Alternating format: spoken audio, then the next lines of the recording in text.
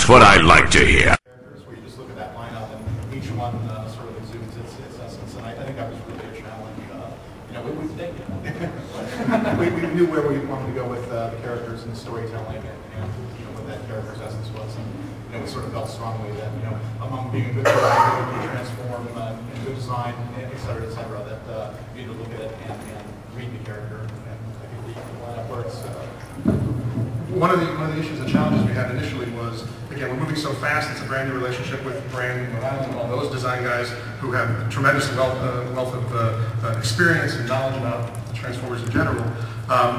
We were seeming to butt heads a little bit, and it resolved so quickly. What we learned was we're all TV people, we're all animation people. We start design with character first, sort of the stand-up version. Who is this character? What do they look like? What exudes their personality? Whereas for brand, quite often, because they actually package the toys is often the vehicle, they sometimes start vehicle first and then kind of create a character out of it. So we found that there was a disconnect that went away very quickly once we realized that we're actually starting in different places, and sometimes we flipped and sometimes they flipped. It was that much easier to talk to each other. And Vincent, from a directing standpoint, you get to work on some awesome episodes, and Transformers Prime has so much action, so much character, so much comedy. Like, what's your favorite part about directing Transformers? Like, what are the moments of season 1 that you got to work on? Some of the episodes that stand out for you. I think the thing that really hit me as a big moment was just the first episode that I directed, which was episode 5 of that 5-parter. And on my end, me and my crew of board artists, we take the writing and we storyboard it, put it together, create animatic with Dwayne and Jeff and Dwayne, and then we kind of let it go. A lot of Dwayne. Yeah, right. Somebody. So, and then we kind of let it go, and then I saw the completed thing as it aired after Polygon got their hands on it and did an amazing job, just amazing. Exactly. And Brian Tyler's music and just the final edit that these guys put together, and I was just like really just proud just to be a part of this crew. I can just genuinely say, I've been in this industry over 10 years and a lot of different shows, and this is definitely the highest degree of talent in one studio, and I'm just very proud to be a part of that. Awesome. Thanks very much. By the way, we should point out that you may laugh, but Polygon, my partner and my friends Tigger and Pooh. So there. I'm telling you, they do awesome action. Well, I had a question like all of you guys before we open it up for some Q&A. So what was the thing that surprised you? I mean, we talk a lot about the 25 years of history of Transformers, but what we don't talk about as much is that you guys are really adding a whole new chapter. You guys are bringing a lot of newness to it too. I mean, there's new characters that nobody expected were going to become huge, like Knockout. So what were the things that surprised you guys about the show? or did you guys just know it was going to be awesome? It was all planned. I was surprised by the Emmy nominations you guys got. And the Emmy win. 6 Emmy nominations, 2 Emmy wins. Because when I did the movies, I was expecting an award, and I didn't get one. So for the show finally got us some critical recognition. Your career is going to go a whole new place now. I'm so excited. I'm getting a lot of calls. I was surprised at how really cool Arachne is as a character. The first episode I worked on that. It's like I wasn't sure, but really awesome. It's been great to see in terms of like the early stages with design and the voice acting, the personalities of the characters within the animation that Polygon is doing. It's just everything really came together at the end. It was very surprising because you have an idea that everything is kind of working well, but once you see it on the screen, it's just wow. Everything just kind of fit in place. Yeah. Well, the one character I was thinking was Ratchet. I wasn't sure about it again, because eyes the neck and all this stuff. And we brought in Jeffrey Combs, who obviously he took the writing these guys were doing and takes it to a different level and almost reads it differently than you might have originally thought the line was read. But it's just really taking that character. He's one of my favorite characters in the show. Just love everything Ratchet does. I think the biggest surprise for me, again, having done a number of series, was how quickly the cast fell in love with each other. You know, I think that largely started because we brought Peter and Frank back together again. And literally,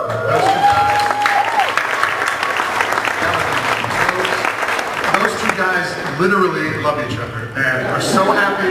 Maybe I should rephrase that. And I'm so happy to be in a room together for 4 hours a week. That kind of trickled down to the rest of the cast immediately. And I think we've all said this to each other, and you probably even read it before. At the first record, they were already clicking. They were already choosing to hang out even after they had wrapped their part. They were already making plans to get together after the record. And that hasn't changed. This cast, for those of you who were at BotCon and saw the live script reading we did, that cast would hang out together all the time. And that actually... And if you want to see them, it's Crazy Girls on Sunset. Wait, no.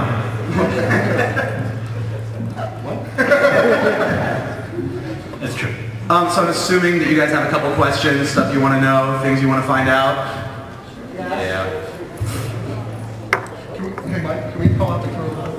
Oh yeah, absolutely. So, hang those tight. of you who work on Prime, will you please stand up for just a second?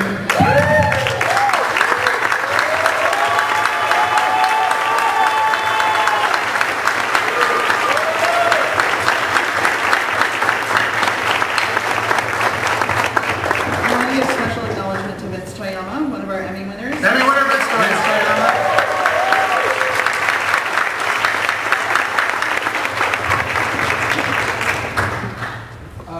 The miniseries that opened the show. How do you was always get to awesome be first in line? How does that happen? because it's my business to do it, and I'm that darn good. Wow. That's serious business. Shoot. The 5-part miniseries that opened the show was awesome. So how about doing another 5-part miniseries in the second season, because we don't have enough of these on action cartoons anymore. 5 nearly killed us. Quite honestly. You have to die for your art, Mr. Klein.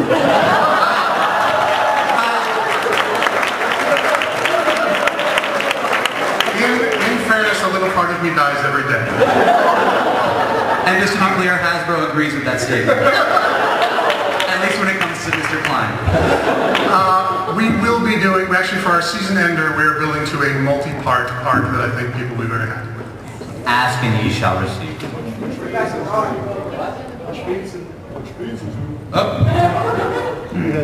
Which actually feeds into a multi-part arc that opens season 2, which then feeds into a season-long arc. Like, things start out of control in season 2 and never let up for anyone who is looking for more backstory, for more of the mythology. Yeah, it's all there, it's coming, you're going to flip. Tell me about Steve Blum. I'm sorry? Steve Blum, the voice actor. Seriously? Hey, amazing Steve. Stand up, Steve.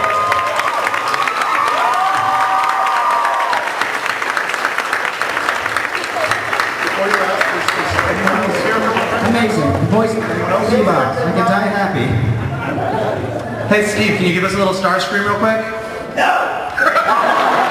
And there you go. What? Sorry, it's just trying to pull Megatron. Anyway, the following question is brought to you by the Coal Party of Cybertron. That's short for cursing over Autobot leadership. That's awesome. I literally have no words to respond to that. You've got Peter Cullen, you've got Frank Welker. As a Generation 1 fan, I appreciate it. Will you be bringing other Generation 1 fan voices over? I think it's within the realm. I think it's a possibility. I'd say bring Greg Berger on. But not Greg Berger. No way, Greg Berger. No. I'm kidding. We love Greg Berger.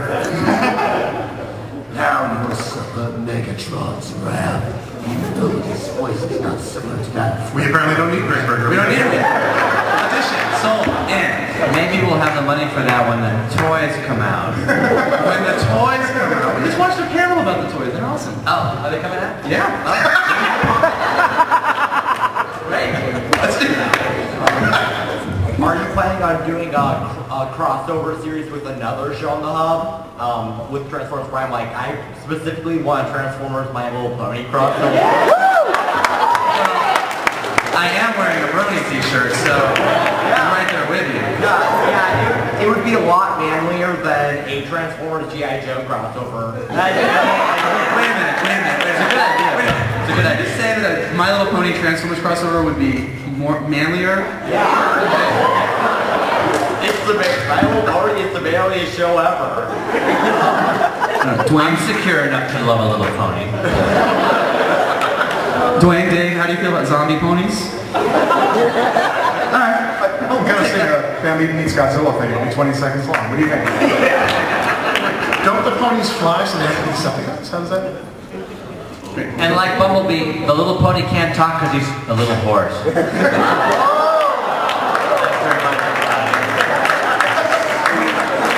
that's why they pay Crazy girls, aren't you? Okay.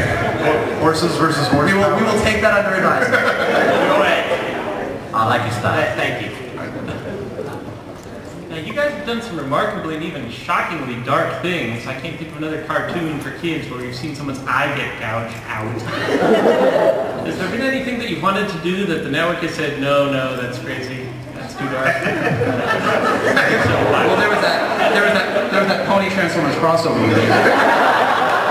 They mixed that one. Yep, they have virtually allowed us to do everything that we wanted, within reason. I think it's because it's in the service of great stories. We try not to be gratuitous. We really do, and whenever we do something like that, it's always with an emotional component. That episode that you're citing, for instance, got into such interesting sort of moral quandaries between Breakdown and Bulkhead. In 22 minutes, like, it covers a lot of ground, and we never want to just throw it out there just to be, shocking. It's always got to have an emotional component. You always got to have these stakes where the character can lose, or otherwise you just emotionally aren't attached to them anymore. If you know, at the end of the episode, he's going to make it, he's going to make it. And quite honestly, that's one of the reasons that we killed Cliffjumper, and didn't just kill him in a cartoon way where he may come back someday, but killed him, chopped him up, turned him into a zombie, and then chopped him up a little more. So he really, which doesn't mean we can't see him in flashbacks. What? It just means that we can't see him on our timeline. I think what Dwayne's saying is exactly right. We want there to be a result of something we do like that. So if a character dies, we actually spent a number of episodes, and still spent episodes, dealing with the aftermath of that from an emotional standpoint. And I feel like that takes us out of the gratuitous and into the emotional. That's a good place to be. And also, shout out to the executives at the Hub that we do work with, their SCP team and Donna Ebbs and Scott Pennington, because from the early days, they were very, very big on the exact thing that Jeff was talking about. Like, they wanted to make a great story first. And so when we came to them with stuff like Cliffjumper's death or the Breakdown episode, they were, you always deal with the network with what is appropriate. The Hub is a family audience. We want everyone to be able to enjoy Transformers. So you do want to find out what's the right way to do this, that it's not gratuitous, but that tells the great story that everybody, that kids are going to love, growing up talking about, and that fans who are older are going to love, because it's a mature way of telling the story. So thanks, Hub. I have a little more love for the Hub. Come on.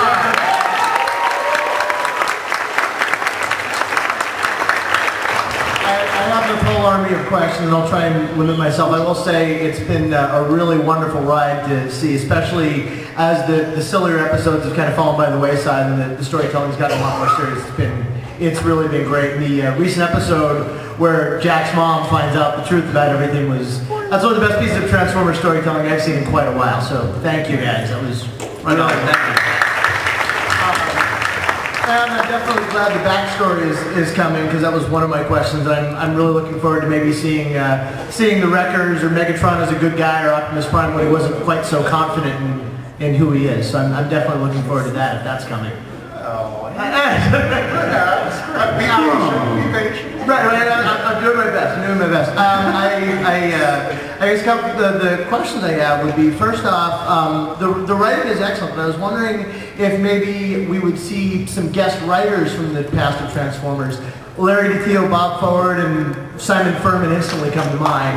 But Marv Wolfman or J. Michael Straczynski would be nice too, if they could maybe write an episode. I'll take that. Are you their agent? Writers I like. And I was also hoping, are we going to see maybe any voice actors from the Beast Wars era do guests?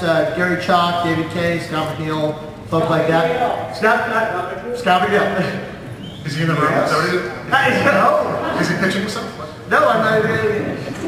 But, so that will come then. Of that group of names? Yes. Yes, maybe someone in there. Yes. We cast. We obviously cast the character first. We all love being able to bring in people that we want to see again, people that harken back to the past. But the reality is we sort of try to find the best fit for the character, the iteration of the character that we've created. Sure. And sometimes where we've taken the character isn't the same as it was in G1 or other iterations, but we're all fanboys and girls up here, so we like the same stuff you do, trust me. Okay, cool. Then I guess there are two obligatory things, one of which I was told to ask in the last panel. First off, will there be any more female characters? Besides Arachnid and RC? Yes. And Miko and June? Miko and June? Yeah. Fembots, come on. Yeah. How about an effeminate man? Would that count? I think we've got a couple of those too already. And will there be exosuits at some point? I'm sorry? Will there be exosuits at some point? You don't like mine? Yes. A version of that, yes. All right, and then finally, I was told to ask, will there be combiners? We have discussed that. Not yet. Well, again, one of the tough things for us from a production standpoint with combiners is we talk about separate builds that then have to become one big build, and it's pretty designed. We'll have combiners, don't you worry. Bob keeps making promises. You gotta check with Therese. Therese is what? My ego writes checks that my body can't. Get there for you, man. Thank you very much. Looking forward to more good stuff and maybe a little less wrath.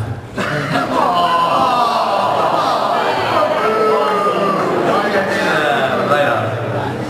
Along the same vein as the animation models, given the Transformers Prime toys, which we've seen downstairs, which look awesome by the way, do you consider potential toy usage in your animation models, or do you leave that up to Hasbro to take care of? We coordinate, I mean, when we're doing initial design, we'll coordinate with them to make sure that what we're doing can work for toy and vice versa. But they've never designed a toy and said to us, you have to put this in the show. It's never worked that way, which we appreciate. And yes, the toys downstairs look amazing, so thank you very much.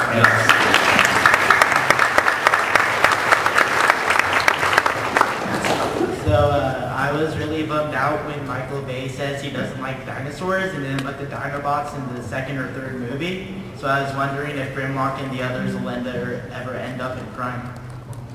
We have, look, when we make plans for long term. So I will say that those characters or characters like them are part of our long-term plan.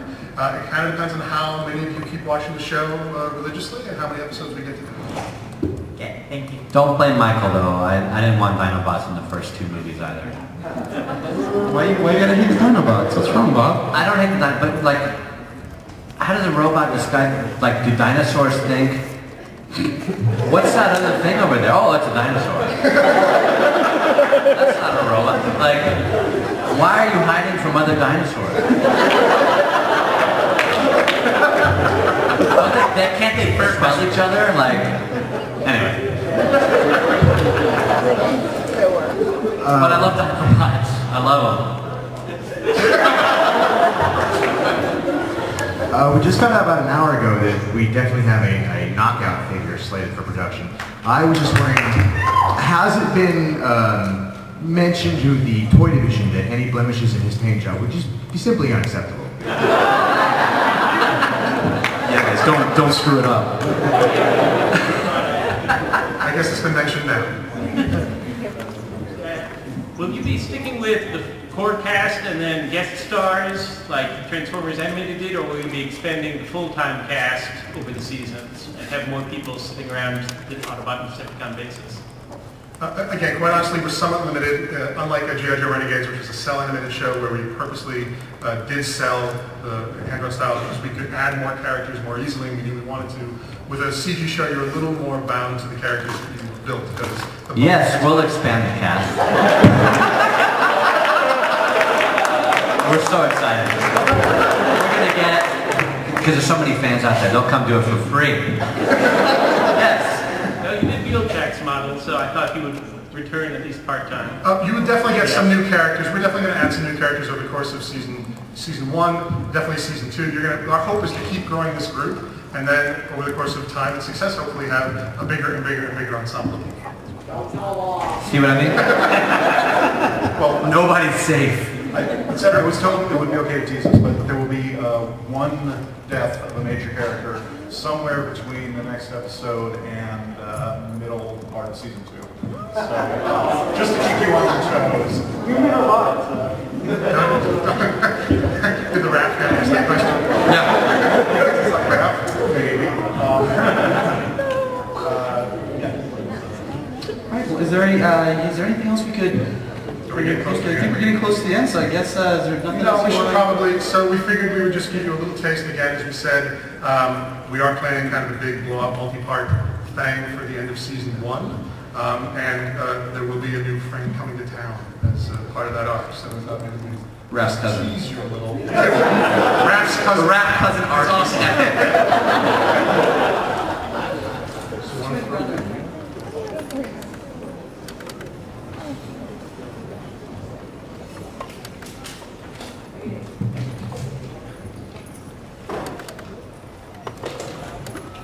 Oh, for Pete's sake.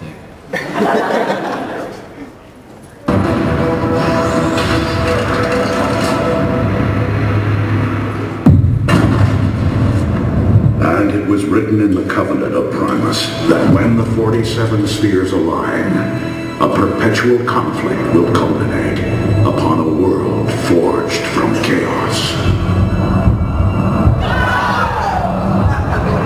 And the weak shall perish.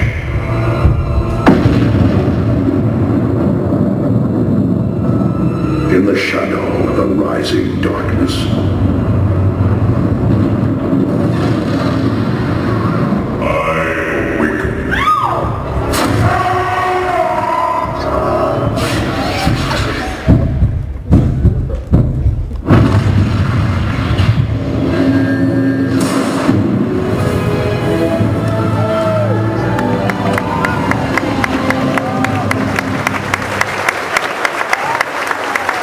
You guys have more questions now, but we're all out of time. Thank you guys so much. Continue to watch Transformers Prime on the Hub Saturday nights at 7 o'clock. And thanks for being awesome fans. Thank you.